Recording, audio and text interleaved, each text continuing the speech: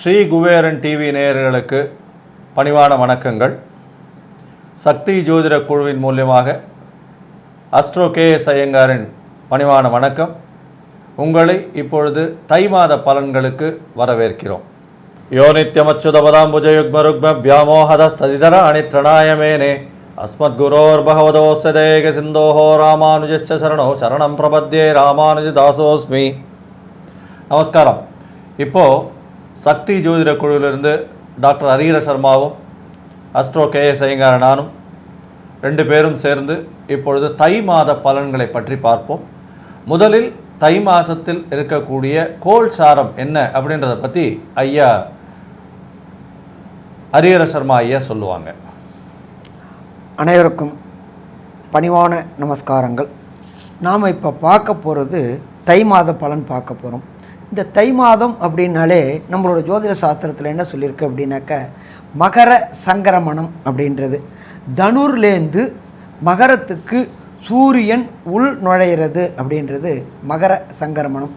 இதை தான் நம்மளுடைய விவசாயிகளும் சரி எல்லாரும் கொண்டாடுறது அப்படின்றது தை பொங்கல் அப்படின்னு கொண்டாடுறோம்.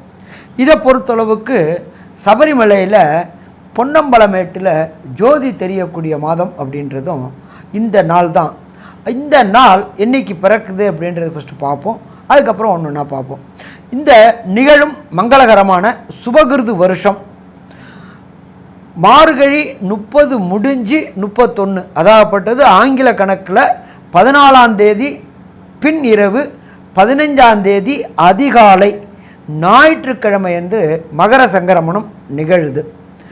இது என்ன திதியில் அப்படின்றது பொறுத்தளவுக்கு நம்ம சொல்லிட்டோம் ஏற்கனவே. மார்கழி திதி அப்படின்றத பொறுத்தளவுக்கு உயர்ந்த திதியான பௌர்ணமியில் அஷ்டமி திதியில் இந்த மாதம் பிறக்குது, அதாகப்பட்டது தை மாதம் பிறக்குது.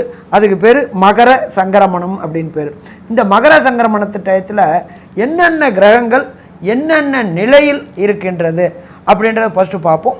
இதை வச்சு தான் நம்ம பலன்கள் சொல்ல போகிறோம்.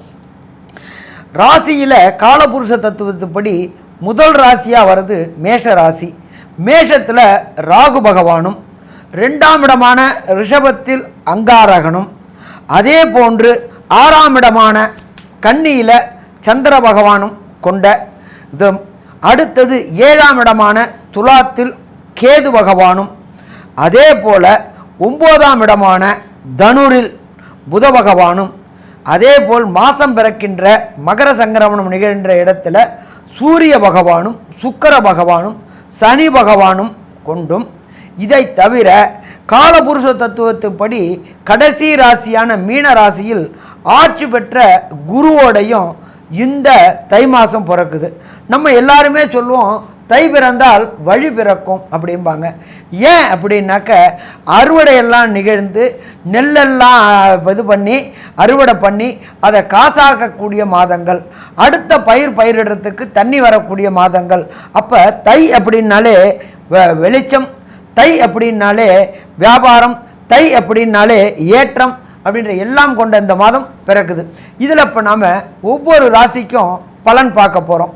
நமஸ்காரம். இப்போ நம்ம தனுர் ராசி, தை மாதத்தின் தனுர் ராசி பலன்களை பற்றி பார்க்குறோம். தனுர் ராசி அப்படின்றது மூலம் பூராடம் உத்திராடம் 1ஆம் பாதம் கொண்ட 9 பாதங்களை கொண்ட 3 நட்சத்திரங்களை கொண்ட ராசி. தனுர் ராசி, ராசியின் நாதன் குரு பகவான். அவர் 4ஆம் இடத்துல ஆட்சி பெற்றிருக்கார். அது ஒரு மிகப்பெரிய ஏற்றம் அப்படின்னும் சொல்லலாம். இந்த தனுர் ராசிக்காரர்களுக்கு இப்போ 7 சனி நடக்கிறது.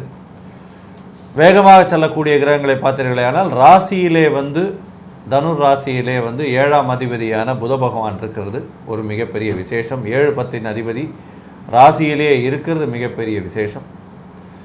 அவர்களுக்கு நிச்சயமாக தொழிலில் மிகப்பெரிய மேன்மையும், பார்ட்னர்ஷிப் மூலியமாக செய்யக்கூடிய தொழிலில் மிகப்பெரிய வருமானமும் மிகப்பெரிய வளமும் வரக்கூடிய வாய்ப்புகள் உண்டு. அடுத்தது பார்த்தீர்களேயானால் 6ஆம் இடத்தில் செவ்வாய் பகவான் இருக்கார். அதாவது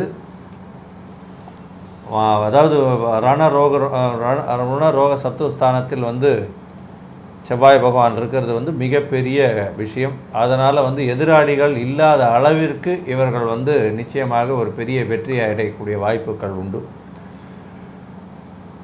சுக்கிர பகவானும் சூரிய பகவானும் குடும்பஸ்தானம், குடும்பம், வாக்கு, தனஸ்தானத்தில் இருக்கிறதுனால அவரே வந்து 9ற்கு அதிபதியாக இருக்கிறதுனால, 9ஆம் இடத்திற்கு அதிபதியாக இருக்கிறதுனால சூரிய பகவான் கண்டிப்பாக தன்னுடைய மூதாதையர்கள் மூலியமாக இவர்களுக்கு தன பாக்கியம் ஏற்படக்கூடிய, சொத்து பாக்கியம் ஏற்படக்கூடிய நிச்சயமாக காலகட்டங்கள் வரும். இந்த காலகட்டத்தில் ஏற்படக்கூடிய பாக்கியம் உண்டு. இதை தவிர 6க்கும் 11க்கும் உண்டான சுக்கிர பகவானும் 2ஆம் இடத்தில் இருக்கிறதுனால இவர்கள் செய்யும் வேலையின் மூலியமாக, அதாவது வேலைன்னா எந்த இடத்துல வேலை பார்க்குறாங்களோ இவங்களுக்கு வந்து ஒரு பெரிய ஐடென்டிட்டி, இவங்களுக்கு ஒரு பெரிய ஒரு மரியாதை, ஒரு இன்சென்டிவ், ஒரு இன்க்ரிமெண்ட்டு, ஒரு அப்ரிசியேஷன் லெட்டர், இந்த மாதிரியான விஷயங்கள் இந்த காலகட்டத்தில் இவர்களுக்கு கிடைக்கக்கூடிய பாக்கியங்கள் நிச்சயமாக உண்டு. படிக்கும் மாணவர்கள் கொஞ்சம் ரொம்ப ஜாக்கிரதையாக படிக்கணும். ஏன்னா 7.5 சனி முடிய காலம் இது. இருந்தாலும் சூரியனும் சனியும் சேர்ந்து இருக்கக்கூடிய காலகட்டம்ன்றதுனால நிச்சயமாக பிரச்சனைகள் வந்து படிப்பில் வந்து உயர்கல்வியில் படிக்கக்கூடிய மாணவர்களுக்கு வரக்கூடிய காலம் உண்டு. ஏன்னா 9ஆம் அதிபதி வந்து 2ஆம் இடத்துல வந்து சனியோட பகைப்பட்டு இருக்கிறது வந்து உயர்கல்வியில் சேரக்கூடிய மாணவர்களுக்கு சில பிரச்சனைகள் வரக்கூடிய வாய்ப்புகள் மிகவும் அதிகமாக இருக்கும். இதை தவிர பார்த்தீர்களேயானால் 5ஆம் இடத்துல இருக்கக்கூடிய ராகுவை சுபர் பார்வை இல்லாததுனால குழந்தைகளினால் பிரச்சனை ஏற்படக்கூடிய காலகட்டமாகவும் இருக்கும். இதை தவிர இந்த காலகட்டமான தை மாதத்தில் செவ்வாயின் பார்வையும் எப்படி இருக்கும் அப்படின்றத பற்றி அரியரசர்மா ஐயா சொல்லுவார்.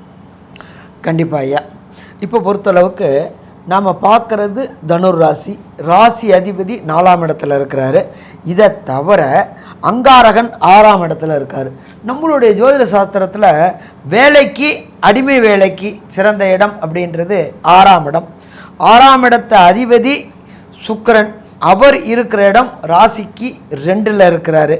அப்போ 6ஆம் இடம் நல்ல வலு பெறுது, 6ஆம் இடம் நல்ல சுபம் பெறுது. அப்போ இதுவரை வேலை கிடைக்காம இருந்தவங்களுக்கு நல்ல வேலை கிடைக்கிறதுக்கு வாய்ப்புகள் உண்டு.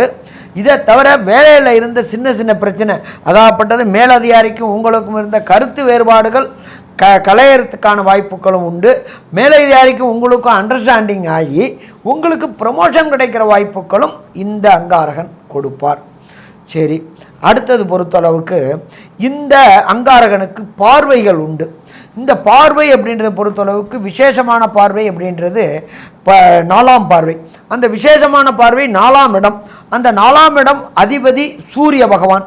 அந்த சூரிய பகவானும் ராசிக்கு 2ல் பகை பெற்று உட்கார்ந்திருந்தாலும் சுக்கிரன் கூட சேர்ந்திருப்பார்.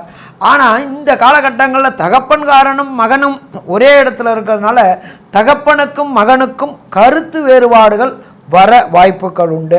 அதனால் அன்னெசரி ஆர்கியூமெண்ட்டு, அன்னெசரி டிபேட்டு யார் கையிலையும், பர்டிகுலராக தாய் கையில், தகப்பன் கையில், இன்னும் பர்டிகுலராக தகப்பன் கூட குழந்தைகள் தேவையற்ற வாதம், விதாண்டாவாதம் புரிகிறது. அது உங்களுக்கு தான் ஆபத்தில் முடியுமே தவிர அவருக்கு ஆபத்தில் முடியறதுக்கு வாய்ப்புகள் இல்லை. ஏன்னா அவரே பகைப்பட்டு கஷ்டமான நிலையில் இருக்கிறாரு. அவரை நாமளும் மேலும் கஷ்டப்படுத்தினோம்னா, தகப்பனை கஷ்டப்படுத்தினோம்னா அதனுடைய பலன் நமக்கு தான் கிடைக்கும்.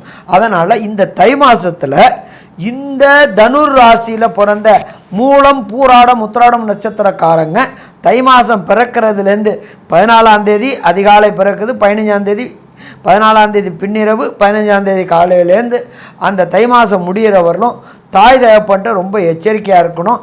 அதே போல் யார் கையிலையும் தேவையற்ற வாதம், விதாண்டாவாதம். ஏன்னா 2ல் சனி பகவான் இருக்கார்.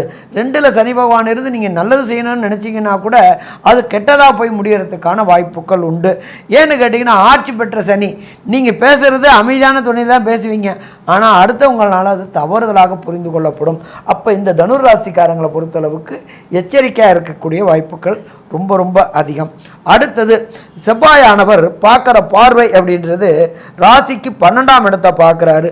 இப்போ ராசிக்கு 12ஆம் இடத்தை பார்க்கறதுனால வெளியூர், வெளிமாநிலம், வெளிநாடு தொடர்பு உடையவங்களோட பழக்கங்கள் ஏற்படும். அந்த பழக்கங்கள் மூலியமாக வெளியூர், வெளிநாடு பயணம் செய்கிறதுக்கான வேலைகளும் தொடரும். அதே போல் அங்கே வருமானம் ஈட்டுறதுக்கான வாய்ப்புகளும் உண்டாகும். அடுத்தது இதில் இன்னொரு விசேஷம் என்னன்னாக்க செவ்வாய் பகவானுக்கு 8ஆம் பார்வை உண்டு. 8ஆம் பார்வை அப்படின்றத பொறுத்தளவுக்கு உங்களோட ராசியை பார்க்குறாரு, ராசிக்கு உண்டான அதிபதியான புதனையும் பார்க்குறாரு, ராசியில் இருக்கிற புதனையும் பார்க்குறாரு. அப்போ பார்க்கும் பொழுது உயர்கல்வி அப்படின்ற பொறுத்தளவுக்கு ஐஐடி ஜேஇ இவங்க போறதுக்கு முயற்சி பண்ணினா முயற்சி எடுத்தால் ஜெயமாகும். ஆனால் அந்த 9ஆம் இடத்தை அதிபதி, அதாப்பட்டது ராசிக்கு 9ஆம் இடத்தை அதிபதி 2ஆம் இடமான வாக்கு தனம் குடும்பஸ்தானத்தில் பகை பெற்ற இடத்துல பகை பெற்ற கிரகமான சனி பகவானோட சேர்ந்து இருக்கிறதுனால இன்டர்வியூவில் பொறுத்தளவுக்கும் சரி, இதுக்கு கேட்குற கொஸ்டினுக்கு வெதர் எஸ் ஆர் நோ அப்படின்ற லெவலில் இருந்தால் போதும். நீங்கள் ஒரு வார்த்தை கொடுத்தீங்கன்னா அவங்க உங்களை போட்டு வாங்கி பிரச்சனையில் மாட்டி விட்ருவாங்க. அப்போ ஹையர் எஜுகேஷனில் பிரச்சனை வராமல் இருக்கணும் அப்படின்னாக்க தேவையற்ற வாதம், தேவையற்ற விதாண்டாவாதத்தை தவிர்த்துட்டீங்க அப்படின்னு சொன்னாலே உயர்கல்வியில் உள்ள தடங்கல்கள் விலகும். என்ன ஒன்று அப்படின்னு கேட்டிங்கன்னாக்க செவ்வாய் அப்படின்றவர் ஏற்கனவே உக்ரகமானவர், ஏற்கனவே எமோஷன் ஹைலி சென்சிட்டிவ் எமோஷன் உள்ளவங்க. அதனால் இந்த காலகட்டங்களில் தை மாதங்களில் உயர்கல்வி படிக்கணும்னு நினைக்கிறவங்க, ஐஐடி ஜேஇஇ நீட்டு இதில் எழுதுகிறவங்க ரொம்ப கவனமாக இருக்கணும். யார்கிட்டையும் தர்க்கம் பண்ண வேண்டாம், யார்கிட்டையும் வாதம் பண்ண வேண்டாம், யார்கிட்டையும் ஆர்கியூமெண்ட் பண்ண வேண்டாம். இது பண்ணினோம்னா அது நமக்கு தான் பாதகமாக முடியும், நம்மளுடைய மேற்கல்விக்கு தடையாக ஆகி போயிடும். அப்போ தடையாக ஆகிறத நாம் தான் தவிர்க்கணும். அப்போ இந்த காலகட்டங்களில் ரொம்ப எச்சரிக்கையாக இருக்கிறது அப்படின்றது மிக மிக முக்கியமானது. இதை தவிர சூரிய பகவானும் சுக்கிர பகவானும் புத பகவானும் விரைவாக செல்லக்கூடிய கிரகங்கள். இந்த கிரகங்கள் என்ன செய்வாங்க, பலன்கள் என்ன தருவாங்க தனுர் ராசிக்கு அப்படின்றத நம்மளுடைய அஸ்ட்ரோ KS ஐயங்கார் அவங்க சொல்லுவாங்க. ஐயா, இப்போ பார்த்தீர்களேனால் சூரிய பகவான் அப்படின்றவர் இந்த தனுர் ராசிக்கு 9ஆம் அதிபதி 2ஆம் இடத்துல இருக்கிறதுனால சில பிரச்சனைகள் இவருடைய தந்தையோட வரும்னு ஏற்கனவே சொன்னோம். உயர் படிப்புக்கு செல்லக்கூடிய பசங்களுக்கு கண்டிப்பாக பிரச்சனைகள் வரும், ஞாபக மறதி இருக்கும், வார்த்தை தடித்து பேசக்கூடிய நிலைமை வரக்கூடிய வாய்ப்புகள் உண்டு. ஏன்னா சூரியனும் சனியும் சேர்ந்து இருக்கிறதுனால ஒருத்தருக்கு ஒருத்தர் பிரச்சனைகள் நிச்சயமாக அதிகமாக இருக்கக்கூடிய வாய்ப்புகள் உண்டு. பொறுமையாக இருக்கணும் அப்படின்றது ஐயா சொன்னது மாதிரியே சரியான விஷயம். இதை தவிர சுக்கிர பகவானும் அங்கே இருக்கிற வரையிலும் அந்த இடம் சுபத்துவம் பெறதுனால ஓரளவு பிரச்சனைகள் சுமூகமாக இருக்கும். ஆனால் அதற்கு மேலே போகும்பொழுது நீங்கள் பார்த்தீர்களே ஆனால் கண்டிப்பாக சுக்கிர பகவான் 3ஆம் இடத்தில் போகக்கூடிய வாய்ப்பு உண்டு. அந்த 3ஆம் இடத்தில் செல்லக்கூடிய வாய்ப்பு இருக்கும் பொழுது, அதாவது 9ஆம் தேதி, அதாவது ஜனவரி மாதம் 25 தேதியில் போகும்பொழுது பார்த்தீர்களே ஆனால் ஒரு பெரிய மாற்றத்தை இவர்களுக்கு கொடுக்கும். அதில் பிரச்சனைகள் அதிகமாக இருக்கக்கூடியதாகவே இருக்கும். இந்த காலத்தில் ஓரளவு இந்த தனுர் ராசிக்கு 7.5 சனியிலிருந்து கொஞ்சம் கொஞ்சமாக விடுபட்டு கொண்டிருக்கிற நேரம். அதனால் ஓரளவு நல்லபடியாக இருக்கக்கூடிய இந்த தை மாதத்தில் இவர்களுக்கு தசாநாதன் புக்திநாதன் கை கொடுக்கலன்னா இன்னும் கொஞ்சம் பிரச்சனைகள் அதிகமாகவே இருக்கக்கூடும். இவர்களுக்கு என்னென்ன பரிகாரங்கள் பண்ணலாம் அப்படின்றத பற்றி ஐயா கிட்ட கேட்போம். தனுர் ராசிக்காரங்களுக்கு அதிபதியான குரு பகவான், அந்த குரு பகவானுக்கு உண்டான பரிகாரங்கள் அப்படின்ற பொறுத்தளவுக்கு குரு அப்படின்றது அந்தன குரு. அப்போ உங்கள் இடத்துக்கு பக்கத்தில் உள்ள அந்தணர்களுக்கு தானம் என்னென்ன தானம் பண்ணலாம்? பணம் தானம் பண்ணலாம், பொருள் தானம் பண்ணலாம், வேஷ்டி சட்டைகள் இது மாதிரி தானம் பண்ணலாம். இதை தவிர கோயிலில் பராமரிக்கிற பிராமணர்கள், அதாகப்பட்டது அர்ச்சகர்கள், பட்டாச்சாரியார்கள், பூசாரிகள், இவங்களுக்கு எல்லாருமே, ஏன்னா இவங்க எல்லாமே நமக்கு குருநாதர்கள் தான். அந்த குருநாதர்களுடைய குடும்பத்திற்கு பொருளாதார உதவி செய்யலாம். ஏன்னு கேட்டிங்கனாக்கா கடவுள் கொடுத்ததில் தான் நாம் வாழ்ந்துட்டுருக்குறோம். அதனால் கடவுளுக்கு அந்த உண்டியலில் போய் காணிக்கை செலுத்துறதை விட அங்கே உள்ள அந்த கோயிலை பராமரிக்கின்ற, அந்த கோயில் தெய்வங்களை பராமரிக்கின்ற, பெரும்பாலும் நான் பார்த்த வரையிலுமே பெரும்பாலான சிறு கோயில்கள் உள்ள பூசாரிகளும் சரி, பட்டாச்சாரியார்களும் சரி, இவர் குருக்கள்களும் சரி கஷ்டமான நிலையில் தான் இருக்கிறாங்க. ஆனாலும் அவங்க கடவுளை விடுறதில்ல. அவங்களுக்கு ஜீவனத்துக்கு உண்டான வறுமை கோட்டுக்கு ரொம்பவும் கீழே இருக்கிறாங்க. அவங்களுடைய மாசாந்திர வருமானம் பார்த்தா 300 400 ஒரு சில கிராம கோயிலில் இது பண்ணுறாங்க.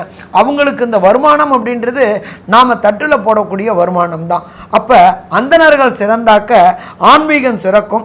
அதே போல் அவங்களுடைய குடும்பம் நல்லா இருந்துச்சு அப்படின்னாக்க தெய்வ வழிபாடு இன்னும் சீர சிறப்பும் இருக்கும். எதுக்காக நான் இதை சொல்கிறேன் அப்படின்னு சொன்னாக்க, இன்னி வரையிலும் கஷ்டப்படுற பிராமணர்கள் சரி, அவங்க யாரும் நாட்டுக்கு எதிராக துரோகமோ கோயிலுக்கு எதிராக துரோகமோ எந்த விதமான நிந்தனையும் செய்யாமல் அவங்க உண்டு, அவங்க கடவுள் உண்டு அப்படின்னு இருக்காங்க. அப்போ அவங்கள காப்பாற்ற வேண்டியது நம்மளுடைய கடமை. அப்போ குருமார்களுக்கு செய்ய வேண்டியது. சரி, எனக்கு அது போடுறதுக்கு பணம் கொஞ்சம் கஷ்டமாக இருக்குது அப்படின்னாக்கா உங்களுடைய சமய குருமார்கள் இருப்பாங்க. ஒவ்வொரு சமயத்துக்கும் ஒவ்வொரு குருமார்கள் இருப்பாங்க. அதாகப்பட்டது ஒவ்வொரு உட்பிரிவுக்கும் சமய குருமார்கள் இருப்பாங்க. அவங்களுடைய படத்தை வீட்டில் வச்சு வழிபடுறது மிக சிறப்பு. அவங்களுடைய படத்துக்கு தீபம் ஏற்றி வழிபடுறதுன்றது சிறப்பு. இது பண்ணினோம் அப்படின்னு சொன்னாலே மாதா பிதா குரு தெய்வம். மாதா பிதாவை காக்கக்கூடியது 3வது இடமா இருக்கிறது குரு. அந்த குரு வாழ்த்து அருளாசி கிடச்சிச்சு அப்படின்னு சொன்னாலே இந்த பிரச்சனைகள்ல இருந்து தை மாதத்தில் இந்த குரு பகவானால் வரக்கூடிய பிரச்சனைகள் எத்தனையும் விலகும். இதுக்கு அடுத்தது கன்க்ளூஷன் அப்படின்றது தை மாதத்தில் இந்த ராசிக்காரர்களுக்கு என்ன நல்ல செய்கைகள் என்ன கெட்ட செய்கைகள் அப்படின்ற கன்க்ளூஷனை நம்மளுடைய திரு அஸ்ட்ரோ கேஎஸ் ஐயங்கார் அவங்க சொல்லுவாங்க. ஐயா, அற்புதமாக சொன்னீங்க. பொதுவாகவே பார்த்தீர்களே ஆனால் இந்த தனுசு ராசிக்காரர்களுக்கு 7.5 சனி இருக்கிறதுனாலையும் ராசியின் அதிபதி இன்னொரு கேந்திரத்தில் இருக்கிறதுனாலையும் இவர்களுக்கு சில கஷ்டங்கள் அவருடைய கம்ஃபர்ட்ஸில் கஷ்டங்கள் இருந்து கொண்டே இருக்கிறது. இது ஓரளவுக்கு இந்த தை மாதம் குறையக்கூடிய வாய்ப்புகள் உண்டு. ஏன்னா 2ஆம் இடமும் பலப்படுறது சுக்கிர பகவானால். அதனால் சூரிய பகவான், சனி பகவான், சுக்கிர பகவான் இருக்கிறது ஒரு பெரிய பலமாக இருக்கும்.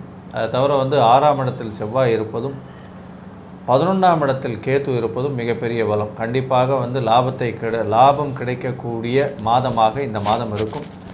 தொழில் மூலியமாக லாபத்தை, தொழில் ஸ்தானாதிபதினு சொல்லக்கூடிய 10ஆம் அதிபதியும் ராசியிலே இருக்கிறதுனால இந்த ஷேர் மார்க்கெட் பிஸ்னஸ்லாம் பண்ணுறவங்களுக்கு ஒரு மிகப்பெரிய யோக காலமாக இருக்கக்கூடும் அப்படின்றதையும் சொல்லி, சிறிய பிரச்சனை அப்படின்னா 5ஆம் இடத்தில் இருக்கக்கூடிய ராகு குழந்தைகள் மூலியமாக பிரச்சனையை ஏற்படுத்துவார். பதவி, புகழ், அந்தஸ்து, இந்த கௌரவம் இதெல்லாம் கொஞ்சம் பிரச்சனைக்கு வரக்கூடிய வாய்ப்புகள் மிகவும் அதிகம். மற்றபடி இந்த தனுசு ராசிக்கு மிகவும் அபாரமான மாதமாக இந்த தை மாதம் இருக்கும் அப்படின்றத சொல்லி லோகா சமஸ்தா சுகினோ பவந்து. நன்றி, வணக்கம். ஸ்ரீ குபேரன் டிவியை பார்த்தமைக்கு நன்றிகள். மேலும் இது போன்ற தகவல்களை தெரிந்து கொள்ள ஸ்ரீ குபேரன் டிவியை சப்ஸ்கிரைப் செய்யுங்கள். மறக்காமல் பெல் ஐக்கானை கிளிக் செய்யுங்கள்.